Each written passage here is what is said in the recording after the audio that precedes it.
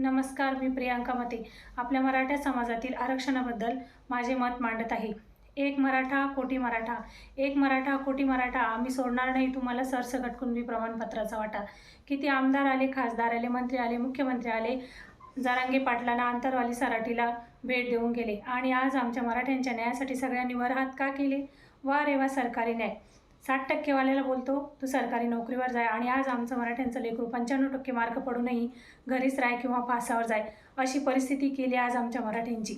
तुम्ही सगळे राजकारणी तुपाशी आणि आज आमचा मराठ्यांचा वाघ शिवरायांच्या पायथ्याशी न्यायासाठी कित्येक दिवस उपाशी. आमच्या मराठ्यांच्या न्यायासाठी कित्येकाने आज आत्महत्या केली. कित्येक मुलं 90च्या पुढे मार्क बसूनही मुले घरीच बसली आणि राजकारणात चाललंय तर काय पैसे फेकून आमच्या वाघाविरुद्ध भुंकणारी कुत्री मागे लावली. आमचा एकच प्रश्न आहे मुख्यमंत्री साहेबांना, जर मुख्यमंत्र्याचं एवढं मोठं पद जर एका रात्रीत बदललं गेलेलं आहे तर तुम्हाला एका रात्रीत OBC मधून आरक्षण द्यायला काय हरकत आहे?